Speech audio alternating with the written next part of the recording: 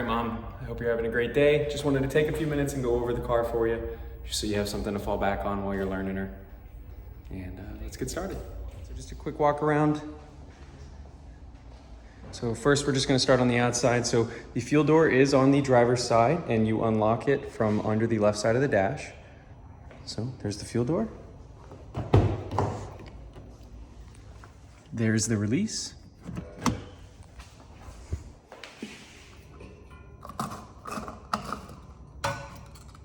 And it just uses standard gas, 87. I filled her up with high octane for you. Alrighty. Next step is going to be the keyless entry. All right, so I've got the key here in my pocket.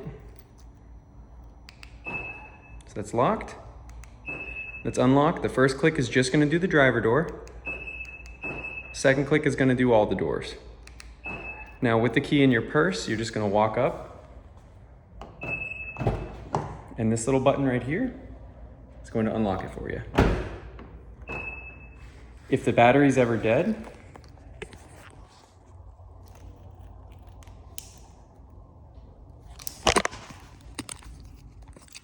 you'll be able to unlock it using the key fob. The mirrors do fold in manually if you need them to. And they are power adjusted from the inside. Coming around to the trunk with the car locked, as long as you're at the back, there's a little button down here. So there's your button. With the key in your purse, you'll be able to open it. All right, here's your backup camera. So if that's ever dirty, you know where it is to clean it. This is the trunk. You do have a cargo cover with two little ropes that just pull up to disconnect it. If you ever need to remove it, very gently, you want to pull it away from you and you'll release it from these two little clips.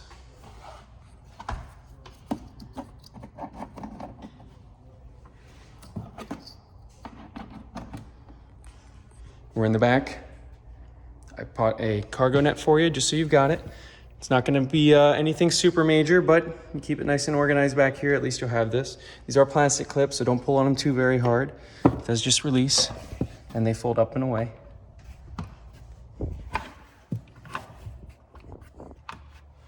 Get this out of the way for just a moment.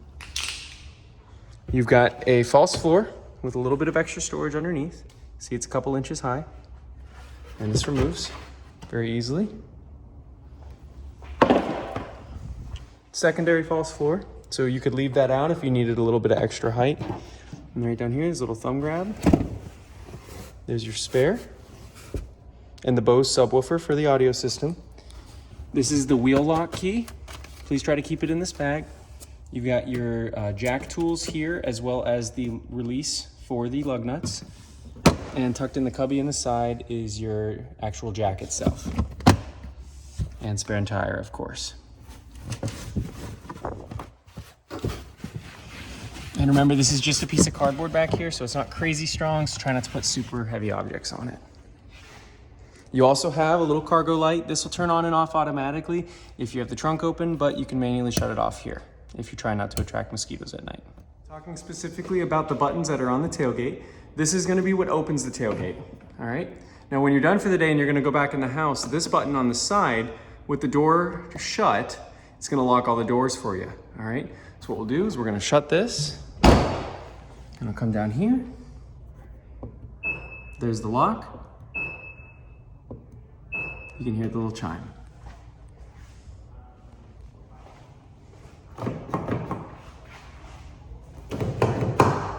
Same button on the driver's and passenger side to unlock the doors.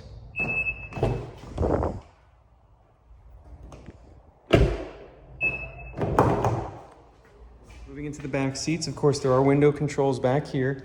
You do have all-weather floor mats, but one of the biggest things is that the back seats do still fold flat. I'm going to show you how to do that.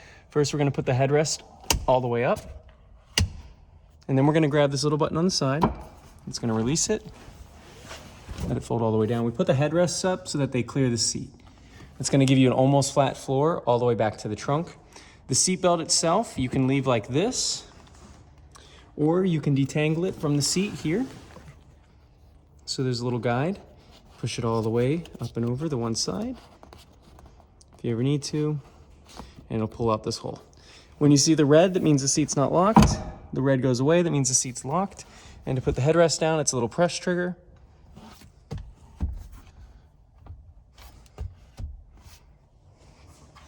A single overhead light, and you do have coat hook hangers with the oh shit handle.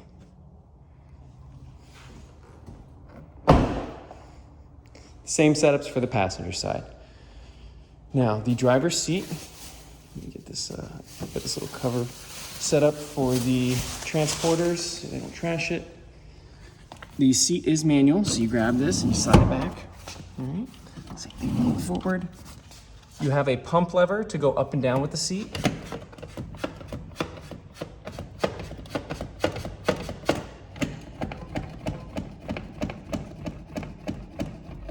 All right, and a traditional lever.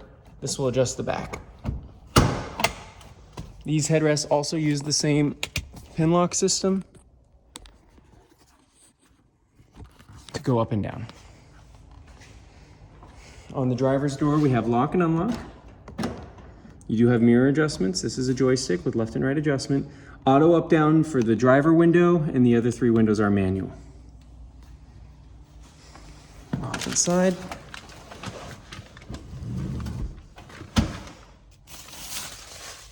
Cycle the ignition on.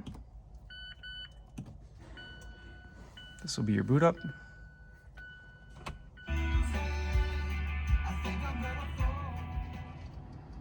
All right.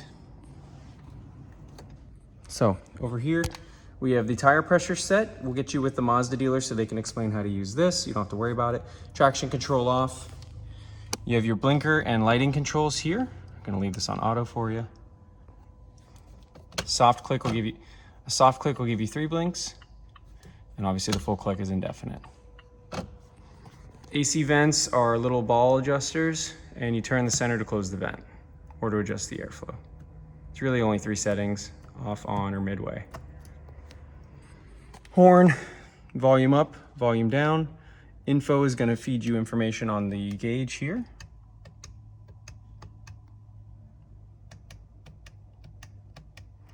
Next track, previous track. Answer calls, hang up. Cruise control is on the right-hand side of the steering wheel, on and off. Increase speed and decrease speed.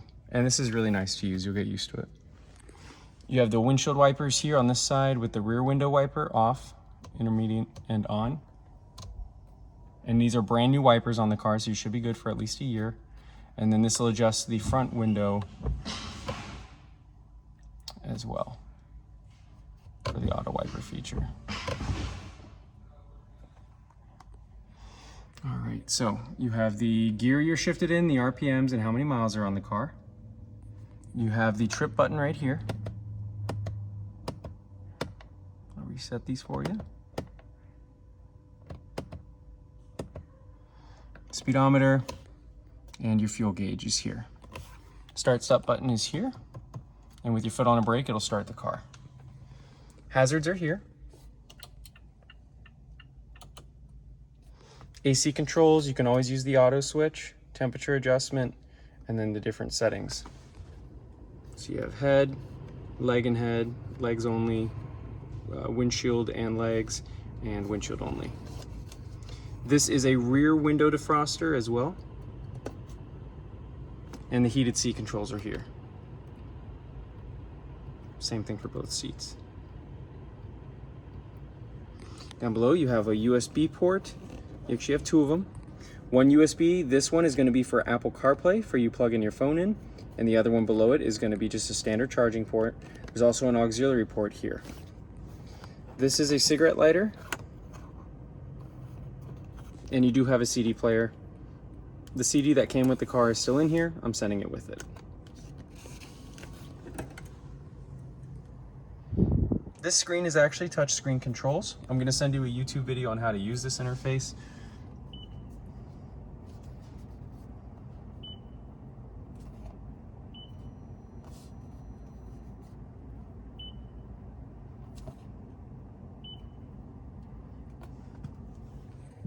And here we have the shifter, foot on the brake. You're gonna cycle through all the gears. Sport mode, I know you're gonna be using that all the time. The park and brake is good to use. And remember, you've got fresh brakes in here, so this is all gonna be set, and we put OEM brakes in the car. You get the home button, music button. So these are shortcuts. You can see displayed up on the screen. Set of favorites button. This is your volume control if you want to use it from the center console. Mute. And a back button. 2 cup holders. And a nice little cubby. I liked this cubby for my phone, for my when I had my phone plugged in. There's not really enough space here for your phone, so this area doesn't really work real well. The nice thing is the phone fits perfectly in here as well. In the glove box, you're gonna have your owner's manual. I've got a touch-up paint pen in here. This paint is very soft on this car. You're gonna see I did a lot of touch-up on it. All right, in a couple years, if we need to respray it, we will do that. Now, in here, I have your owner's packet. So your owner's packet is gonna have the work that was just done,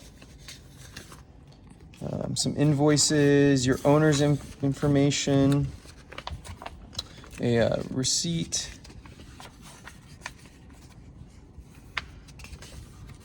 your order, buyer's guide, all the fun stuff. Then your tag work and your registration is all gonna be in here. You gotta put your temp tag on until you can get to the DMV when we ship everything up there so that they can get it all processed for you. All right. And like I said, all this will be in here for you. It just fit nice, so I wanted to stay in here. Make sure you get this paint pen out of the heat when you receive the car, okay? It's gotta stay in the house. And that's really about it. Up here, we have our light controls. That's where when the doors open, and that's on for all of them. You can turn them on manually, of course. You do have a sunroof. Now, the biggest thing is this control is very sensitive, so if I tap it, it does open the sunroof, the back half. And then I can close the sunroof by pressing it forward.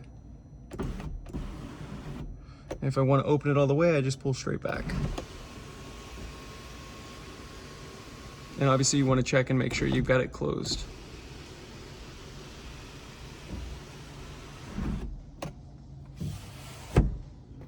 And finally, sunglasses holder. 2 little mirrors. Same thing for both sides. And an adjustable mirror for nighttime driving. So you get it adjusted and then you flip it down at night. It gives you the anti-glare. And that pretty much covers the car. Hope you love it. I just wanted to say hello and get this video put together for you so you had the ability to see everything. I also got quoted a second replacement key because there's only 1 key with the car. Looks like I can get you a key at my cost for about $100. And I can mail that to you, and whenever you get a chance, you can drive over to the Mazda dealer up there and have them program it for what I think is going to be like $109 or something like that. So I'll coordinate with your Mazda dealer for you when you're ready. I would like to get that done before too long. That way there, you don't have to worry about only having 1 key. Love you. Hope to see you soon.